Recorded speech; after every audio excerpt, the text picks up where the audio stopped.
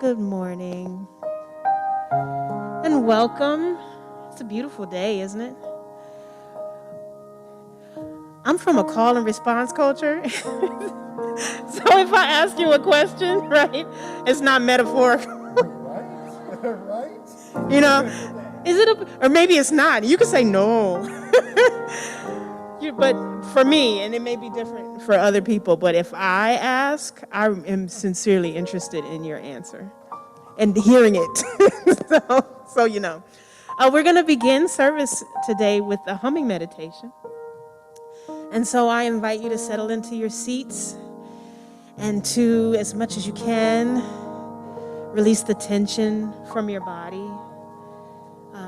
If it feels good, rest your feet flat on the floor and feel the weight of your body in the chair. And I should say that everybody's body is different, and so please adapt the instructions for your body if what I'm saying is not really suited for who you are and what your body does.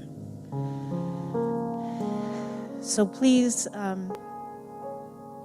close your eyes if that's comfortable for you, and if it isn't, that's fine. You can relax your gaze to a space a little bit in front of you and low. And let your attention go to your breath.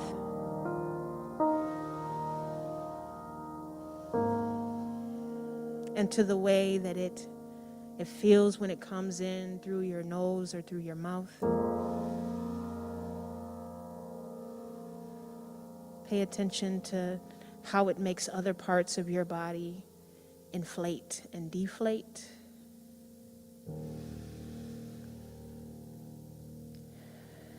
And on your next inhale, on any note that you choose, please hum.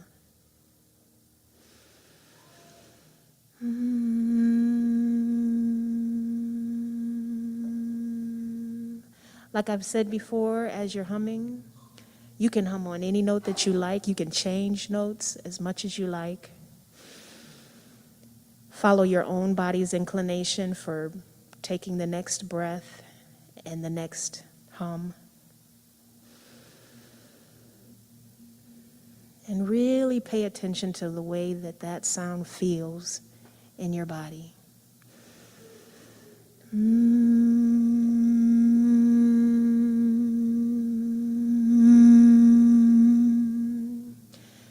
And like I've said before, if you leave a little space between your teeth and with your lips closed, you'll feel the vibration more intensely right there on your lips.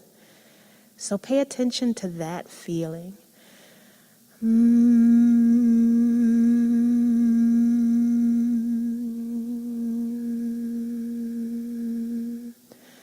That is the feeling of the love song that we're all creating together for ourselves individually in our own temples, and for all of us now in this glorious place that we share.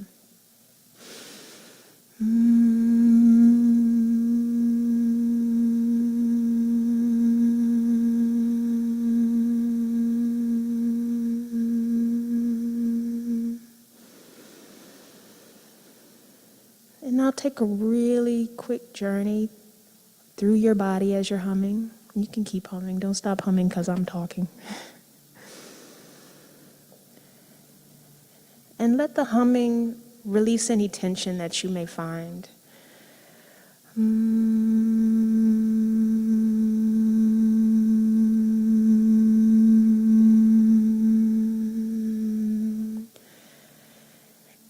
And if you notice that the feeling is intense in a specific part of your body, I want to invite you to expand that sensation to take over more of your body.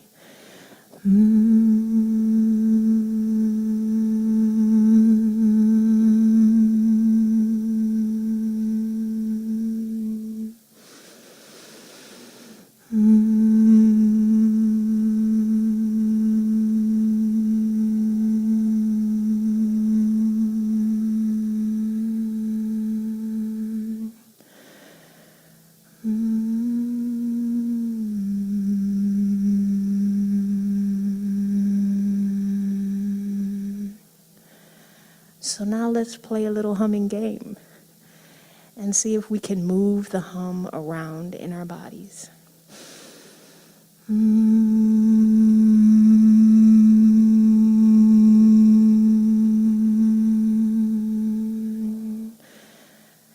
See if you can place the hum in your skull, in the very crown of your head.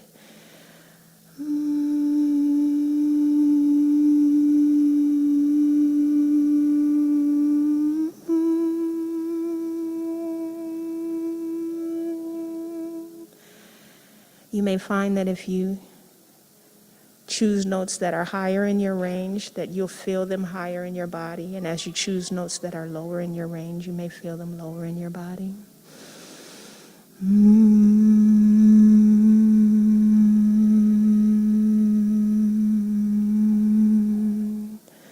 So let the hum travel down your spinal column and concentrate it in your chest this time.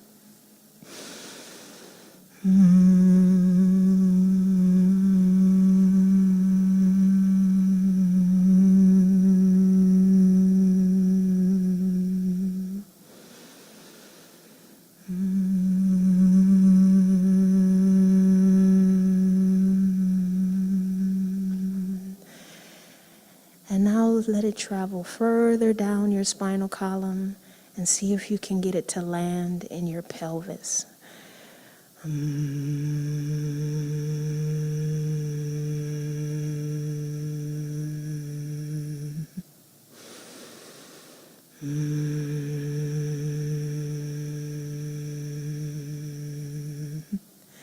may be a little challenging if you're seated because, you know, if you ring a bell and you touch the bell, it stops ringing. So the seat may be dampening the vibration a little bit, but your intention is the most important thing.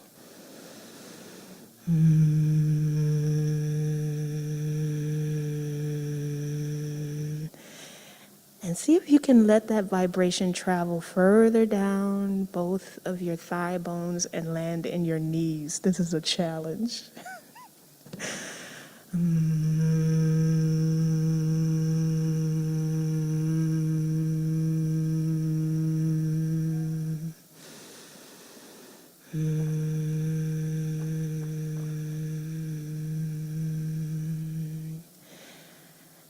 And finally, see if you can expand the vibration to take over your whole skeletal system, which means you'll have to be like a noodle with the rest of your muscles so that they give the bones enough space to vibrate.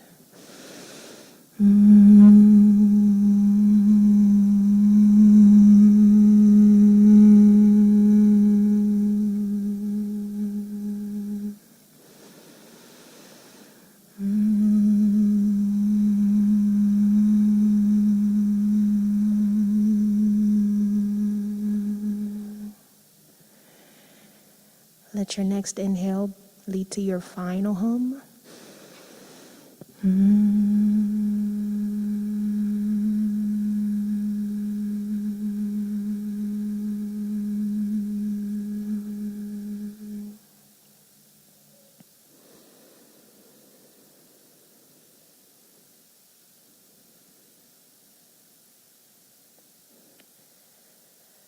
Allow your breathing to return to its natural rhythm. And when you feel ready, if your eyes are closed, please open them. Again, I say welcome, First Universalists. Thank you for humming with me. Oh, I feel good.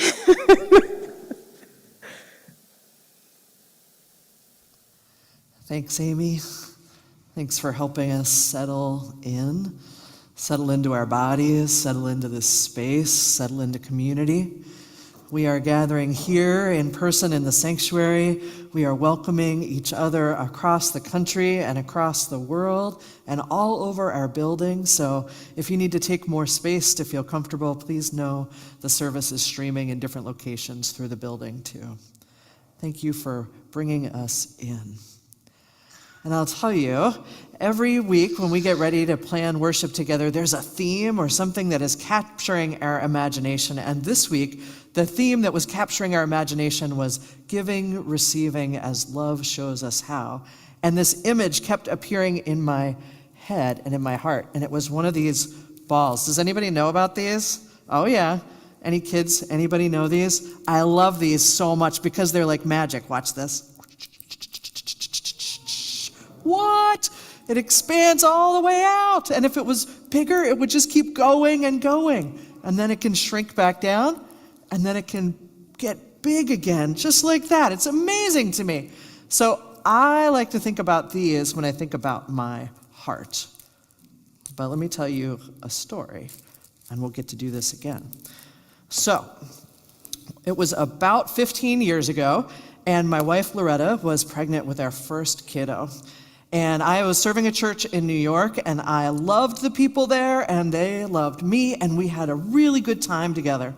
And I was excited to share the news about this new life that was going to come into being in our family and in the church community. And I thought, well, I'll share first with a small group of folks that I meet with regularly, and then I'll announce to the whole congregation. And I was sitting with this small group of folks, and we met monthly to share writing with each other and to have spiritual conversations. And I shared that my wife was pregnant and the baby was due in July, and I was so excited. And there were lots of oohs and ahs, but then there was one audible gasp.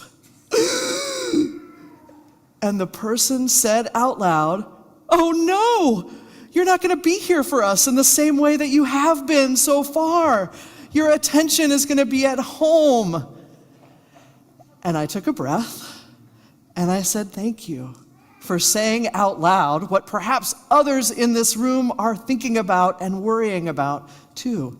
This idea that there might not be enough love to go around if someone new joins the circle, if our attention changes because there's more need or more care that needs to go in one direction or another."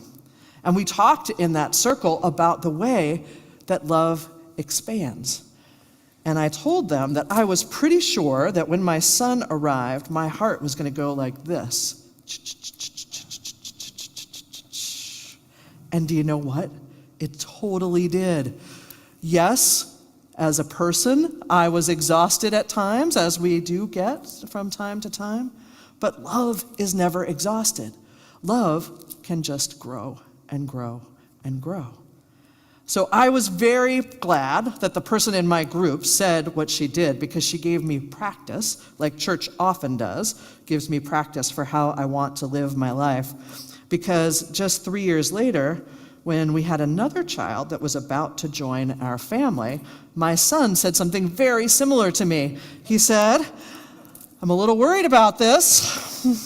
I'm a little worried that you are not going to have as much time and attention and love for me when this new person, this new being enters our family." And I was able to say, "Buddy, I know, because it happened when you arrived, that our hearts went like this and expanded. And that is how it's going to be when your sibling comes too." I think about this in our church community, how when we welcome someone new, our hearts expand and expand and expand. How, yes, there are times when things change, but what if they change in ways that are gorgeous, like this? What if each of our stories matters? Each one of us adding one more piece to the puzzle that is just not as good when we're not here? What if love is always expanding? So, this is the community we welcome you into. In the Universalist spirit of love and hope, we are always giving and receiving and growing. That is who we are. That's the life we invite you into here in this church community, and we do this together in several ways. We invite each other to practice here at church and then take that out into the world, into our relationships and our communities. We practice here, listening deeply to where love is calling us next. We practice welcoming and affirming the light in each and every human heart. We practice acting with courage and humility and compassion in service to justice. We do all of this as a community of faith that is committed to ending oppression in all of its forms and to welcoming in the experience of beloved community, of belonging and love and justice for us all. This is the life we are about together, giving and receiving and growing. If you're new to this community, welcome to you. We are so glad you're here. Please let us know you're here so we can connect and reach out and share more about who we are and hear more about who you are. If you've been here for a long time, welcome back. It's so good to get to see your faces. So I do want to give us a couple reminders in the land of giving and receiving and growing. Some of you this week may have received a fake invitation to give over scam email. That's not how I'm going to invite you to give, receive, and grow as part of this community. So some of you have seen this before where it's happening to clergy all around the country, right? Where what the scammers do is make up an email address that looks a lot like the person's, maybe even grabs a picture of them off the internet, and then sends a note out that says, I need a favor right away. Please send me a gift card to eBay or to iTunes or to whatever it is, and it's convincing, and they are trying to get your money. I just want you to know that's not how I will ever ask you for a favor. That's not how giving and receiving and growing will go here. But I do appreciate all the love and care and the folks letting us know about it. So just beware of those things, especially as the holidays come about. And as we care for one another here in this community, I'll just remind us of how we are caring for each other and our health too. So we are encouraging everyone who is here in person to be vaccinated. We are asking you to stay home if you're feeling sick or you're waiting on a COVID test result. We're requiring everyone to wear a mask while they're in the building, inviting you to stay in your household groups and keep a little distance between each other. Ask for consent if you're going in for a hug. And today we're inviting you to let our worship leaders sing to you and for you to let that wash over you. In the Universalist spirit of love and hope, we give and receive and grow together. And we'll go ahead and light our chalice, saying the words of our covenant together. And I invite you to say them with me if you know them, and if you don't, to allow them to wash over you and invite you in. Love is the spirit of this church, and service is its law.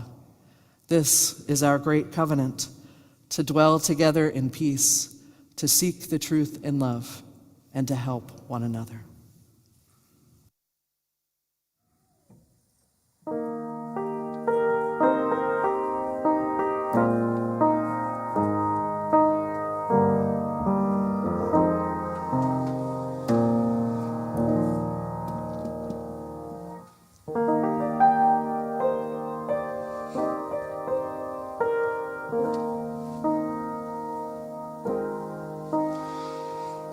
Wake now my senses and hear the earth call. Feel the deep power of being in all. Keep with the web of creation your vow. Giving, receiving, as love shows us how.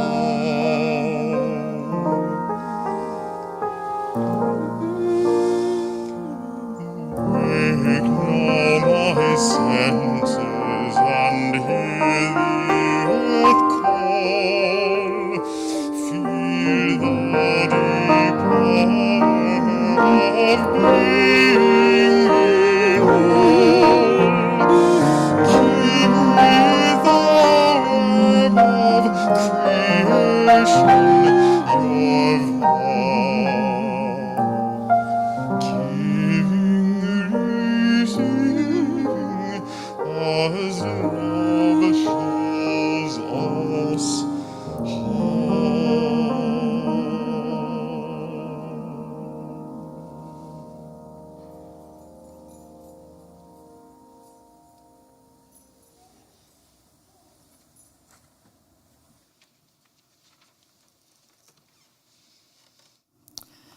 So, when I was a kid, my brother and I collected baseball cards. We were seriously into this. We had the plastic sleeves that you could take the cards that were really important and put them in.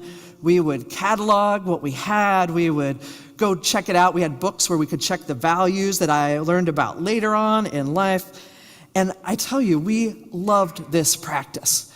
We followed all the major league teams, and we were always on the lookout for the first year cards of a player that then hit it big, right? So we wanted to find someone that got to be really, really good and well-known later in their career, and we wanted to find that first year card before anybody knew really who they were. And the way the cards came to us was always in shoeboxes, just like this. So they would come to us, big collections from some neighbor or somebody that heard that there were a couple kids that were interested or whatever, and they would come to us, and our practice was we would open the box and evenly divide the cards, and we'd each get what was a fair stack there. And then we would pour through them and look for our heroes who were in there, right? So it happened once that we got a stack of cards in shoeboxes like this, and we divided them up, and we went through, and in my stack, I found the most amazing card.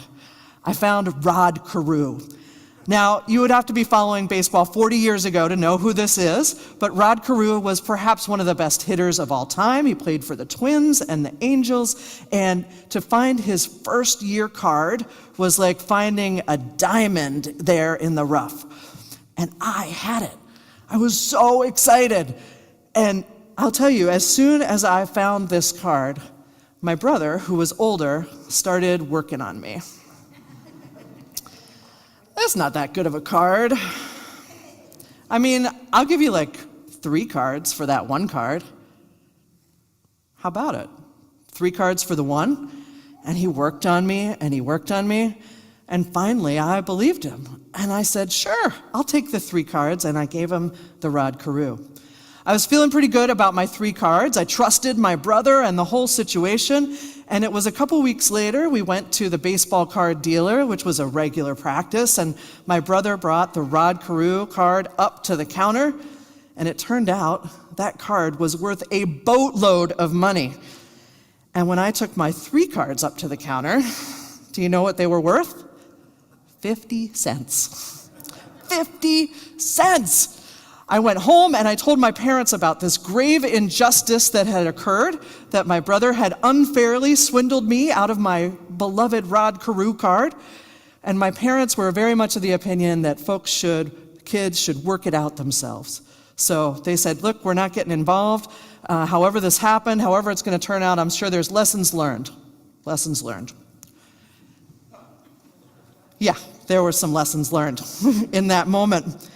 Now, I tell you this because this incident of the baseball card comes up in many of the conversations my brother and I are having lately. And we laugh about it for the most part now because he has finally stopped claiming that this was in fact a fair trade. It was not a fair trade. And I have come to understand that he was doing what he had been taught to do. As a 13-year-old, a budding entrepreneur, he was looking for the upper hand. And he found it, and he used it to take what he wanted, and to gather that up, and to value the thing over the relationship that we had. And like I said, we can laugh about this now, but we both know he was doing exactly what he had been taught how to do. Now, I bring this up today because I think there are shoeboxes everywhere. Shoeboxes full of memories in the land, in the air, in the water, in our hearts, in our families, in our relationships. Shoeboxes of remembered and forgotten memories and experiences that are out there and in here. I'm thinking in particular today about the shoeboxes of memories in this land. On this land where we are here at 3400 DuPont Avenue South, or wherever you are all over the world. Those shoeboxes full of memories. This one right here, we remember here that this is the traditional homeland of the Dakota, the Anishinaabe, the Ho-Chunk people. And this land here, the waters, that the indigenous people lived here in harmony, relying for food and sustenance on the land and the water, and that it was traded away. or stolen, more accurately, that folks were killed to take this land, and that the folks who did so were doing as they had been taught, to look for the upper hand, to value things over relationships and people, to take and take, to gather up, amassing money and things over interdependence. I think about this because I think we all know what it is to be taken advantage of in a moment when we were trusting, to be vulnerable and to have it not go well. And when I think about this kind of harm, I get to wondering, what does it take to transform this kind of pain, to tell the truth of the past and the present, to hold it in our hands and know its weight, and then to turn and build toward a future of more love and justice? So I've found myself this week turning to Sherman, tribal member of the Oglala Lakota Sioux, founder of the Sioux Chef and friend of this congregation. Sean was interviewed for a piece in the Huffington Post this past week, and he talked about the transformation he was about of the Thanksgiving holiday. He said the first thing that has to happen is people have to stop telling lies. In particular, non-native folks need to stop telling the sanitized version of the story because it is experienced, in his words, he says, as a slap in the face. We have to stop telling the lies, he says. But then, and these are his words, just because I clearly see the lies that have been told to us for years, it doesn't mean I can't be hopeful for the present. I reject the false Pilgrims and Indians narratives, he says, but I do look at Thanksgiving as a day to appreciate what we have right in front of us, whatever that is. So much has happened this year, he says. So many people have suffered and are suffering. I hope we can find a chance to be grateful for the people we love, for the food that we have. We all need food. We all need love. This is the year, he tells us.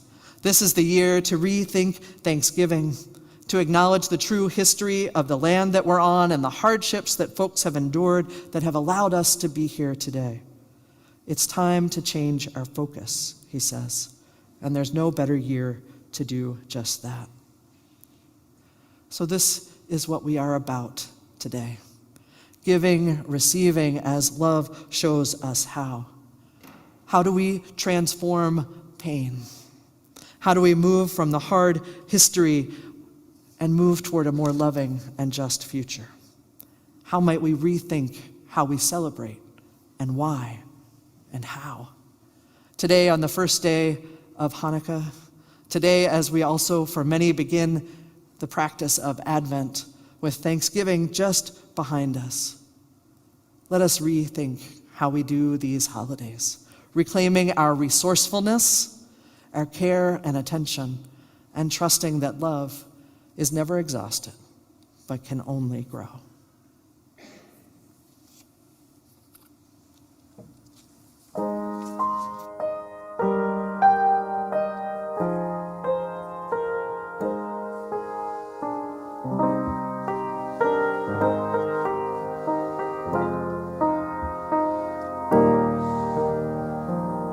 Wake now, my reason, reach out to the new.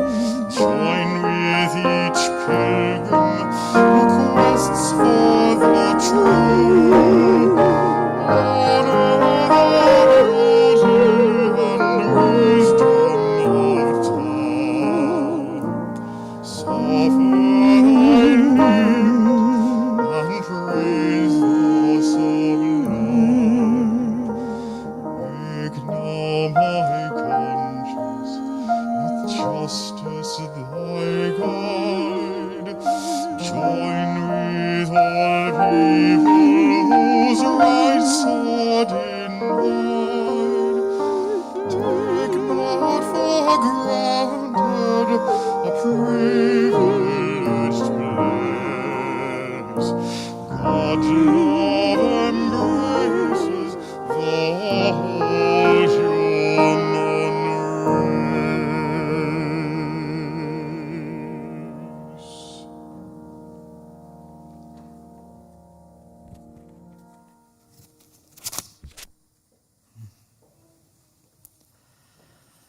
As we prepare for a time of meditation and prayer, I invite you to settle your body any way that feels right.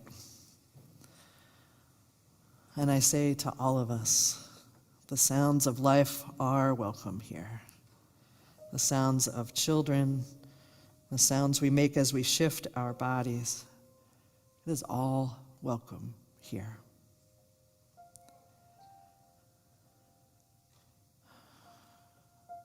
I invite you, as you wish, to join me in the practice of 3 intentional breaths. A chance to breathe in and breathe out. To breathe in and breathe out. And breathe in and breathe out.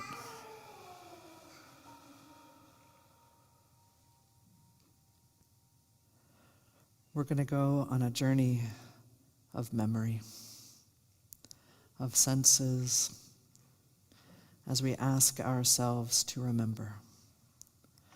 What does love feel like, sound like, look like, taste like?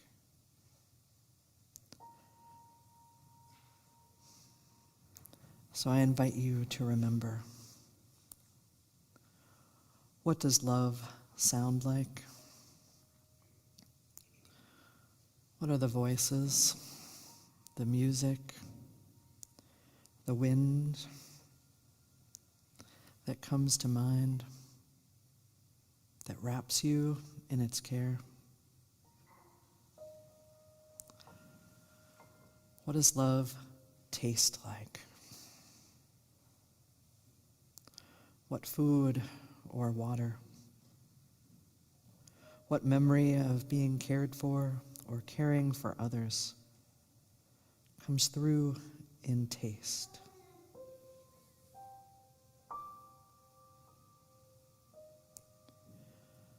For those of us that see with our eyes, what is the sight of love?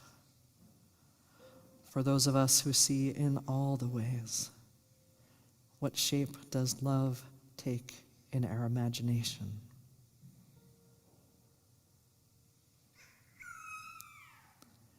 What does love sound like?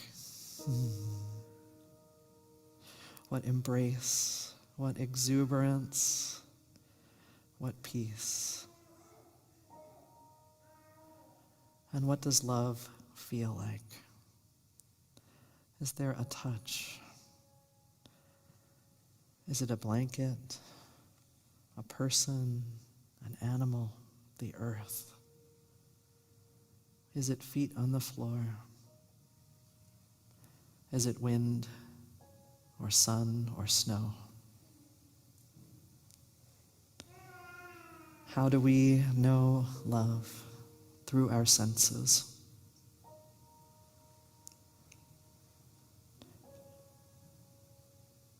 Wherever we are, we can bring these memories to mind. We can comfort the tender places, the broken places in us, the healing and mending and joyful and grateful places. And so as we recognize the cycle of life that turns for us all, the sorrows and struggles, the joys and celebrations, we take the comfort of love with us. Today we celebrate with Ida Grace on the news that her sister is pregnant with her second child and due this summer. We celebrate with Joyce and Carl Birdie on the birth of their fourth grandchild. Lucy James Joyner was born a few hours before Thanksgiving to parents Zoe and Josh Joyner, who live in Tampa. We join them all in celebration and welcoming this new little person to their family. We invite you to bring to mind, to share in the chat if you're with us on Zoom, the joys and celebrations, the gratitudes you know, and the struggles that you carry.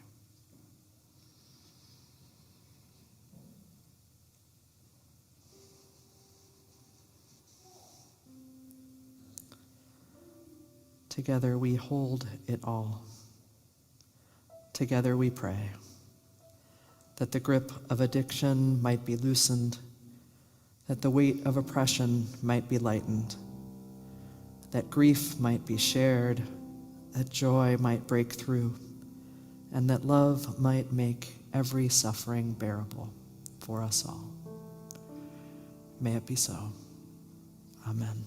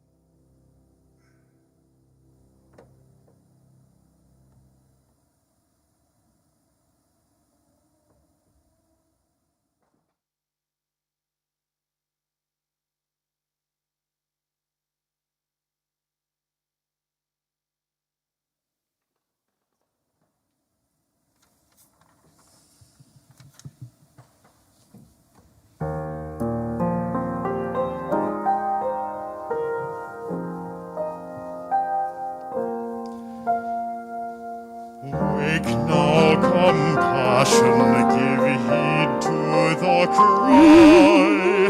Voices of suffering fill the wide sky.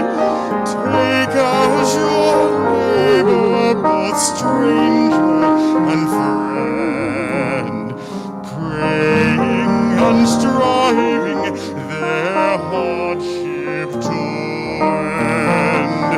Wake now, my vision of ministry clear. Brighten my pathway with radiance here.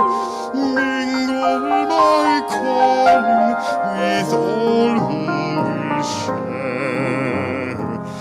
Work toward a planet transformed by our care.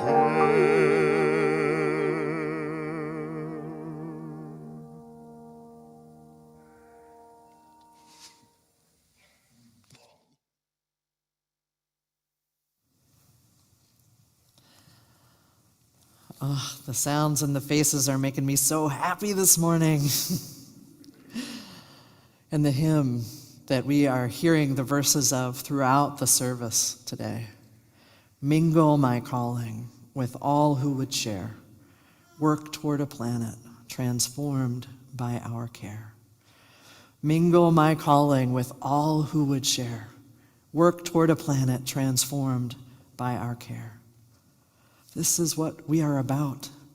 This is why we are here, mingling our callings, adding our love, sharing with each other, expanding toward a planet transformed by our care. I am inspired this week by the words of Sherman, this call that he has given us to reclaim our resourcefulness, to be able to tell the truth and tell the stories, and then reclaim who we can be and how we can be together. Moving away from the focus on buying and things and all we have been taught of looking for the upper hand, of valuing money and things over relationships, of looking for a way to get that bit ahead. What if we reclaimed our resourcefulness?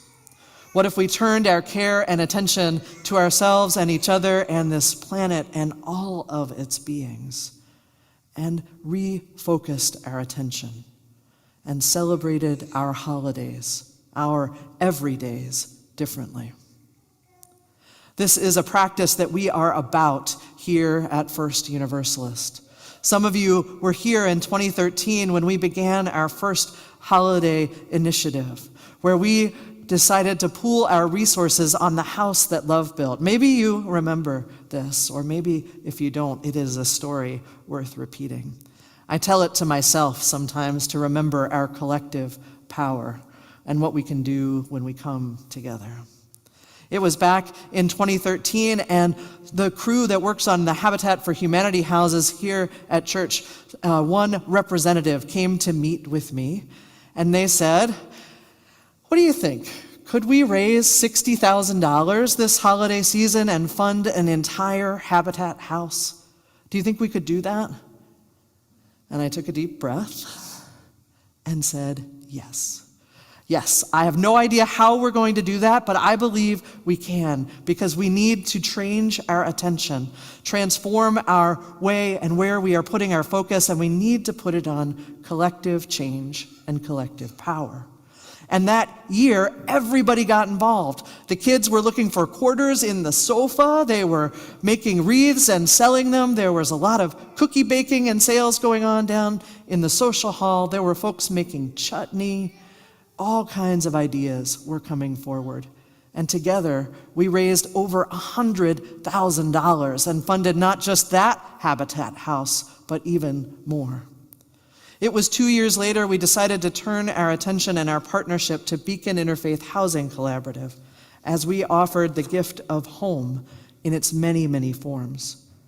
Then in 2017, we partnered with Marnita's Table, appreciating their focus on racial justice and community building and their dedication to bridging gaps across difference. They worked in neighborhoods, in government agencies, in schools and faith communities to empower people of all ages and backgrounds to make genuine change toward equity and inclusion and understanding. In 2019, we turned our attention to a partnership with Black Lives of Unitarian Universalism. And we know that when we bring our resources together, when we change our focus, when we reclaim our resourcefulness, there is nothing we cannot do together. So this morning, I'm glad to introduce Isabel Quast, who's going to share with us a little bit about Blue and our holiday giving project this year.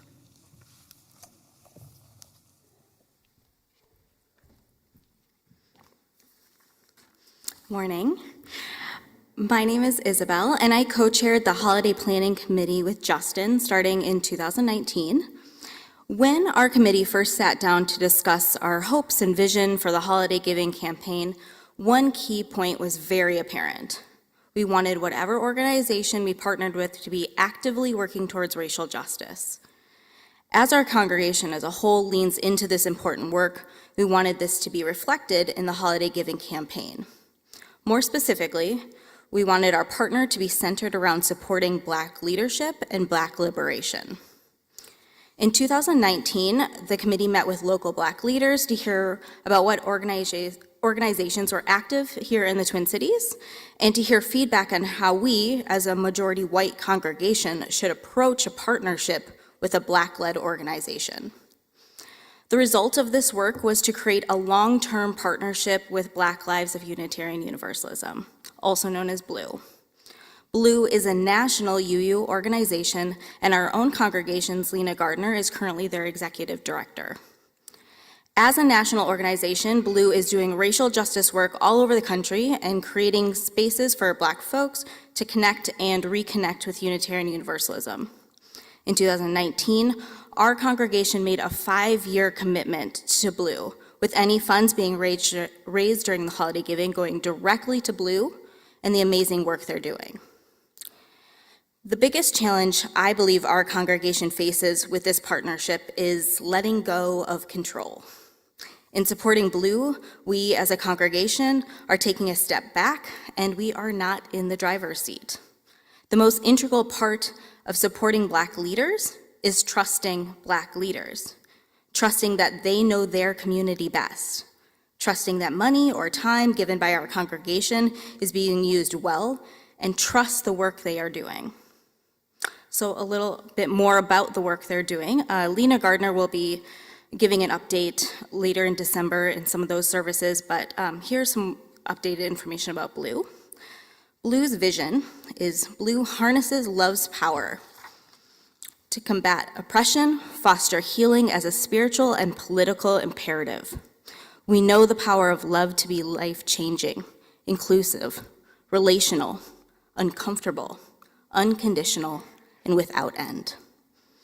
In February 2021, interview with Reverend Michael Slack, which is BLUE's community minister, Reverend Slack was asked why a group like BLUE is necessary for Black UUs. His response, "Our programming and ministries matter because at every turn, we proclaim and live into Unitarian Universalism that centers Blackness, and by doing and saying so unapologetically. Black UUs who feel held by or want to be more connected to Black ancestry, Black love, Black thought, Black faith, believe it's possible to do so and say so themselves." With the recent launch of BLUE Havens, which are Black UU social groups, BLUE Harbors, which are Black UU spiritual communities, and all the brilliant online spaces BLUE has been curating and holding, we are saying to Black people everywhere that we are here to co-create and cultivate something really beautiful and worthwhile, end quote. One of BLUE's largest undertakings happens to be in our own backyard. BLUE purchased 8 lots in North Minneapolis and is working to create a Black-owned housing cooperative. BLUE's in the process of building 32 affordable housing units for Black and Indigenous people. Lena will give a more detailed update on this project later in December. Over the last 2 years, our congregation has raised roughly $22,000, looking at the fund needs from BLUE and what other congregations have given. For example, White Bear Lake has given $66,000, and Unity has pledged $20,000. We have decided to lay out some goals. First, our goal this year is to raise a total of $38,000, which will bring our 3-year total up to $50,000. Looking at the full 5-year commitment, our goal is to raise $100,000 in support of BLUE. Looking at the work BLUE is already doing, we know our shared values ground us all in the same vision for racial justice. But more than that, understanding the work and covenant BLUE has already implemented radically embodies and lives out our UU values. As we move into the holiday season, we hope our partnership with BLUE will help us all feel more grounded in racial justice work. The offering today will go to BLUE as a kickoff for our holiday giving. This is our part of our spiritual practice in giving and receiving. If you have resources to give, please do. If this is a time that you need to receive, please let us know as we have resources to share. Will the ushers please come forward?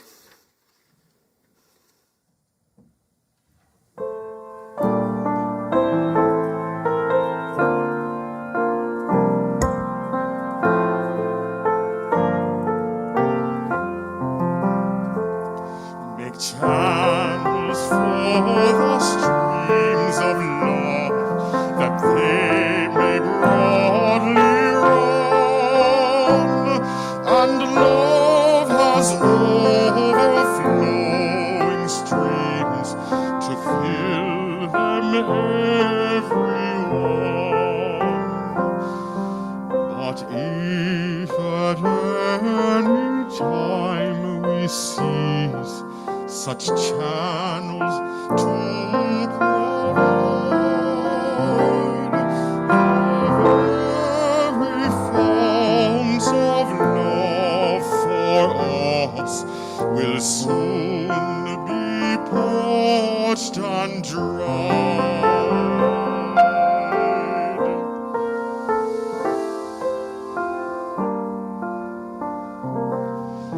For we must share if we would keep this gift all else above. We cease to give, we cease to have. Such is the law of love. For we must share if we would keep this gift all else above. We cease to give, we cease to have. Such is the law of love.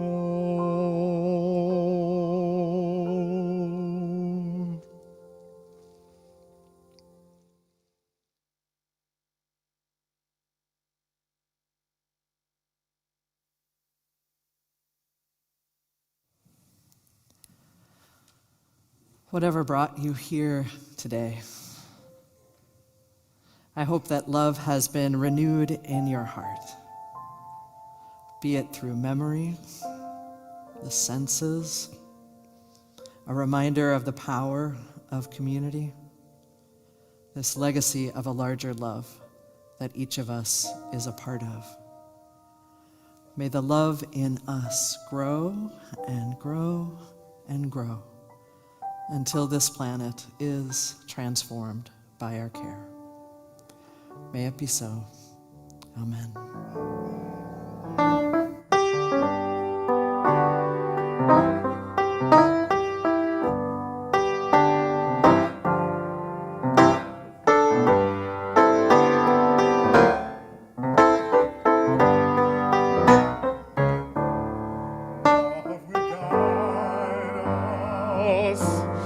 Peace has tried us, hope inside us will lead the way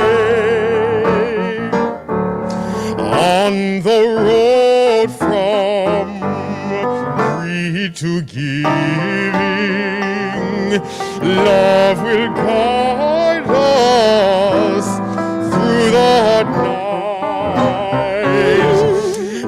If you cannot sing like angels, if you cannot speak before thousands, you can give from deep within you. You can change the world with your love.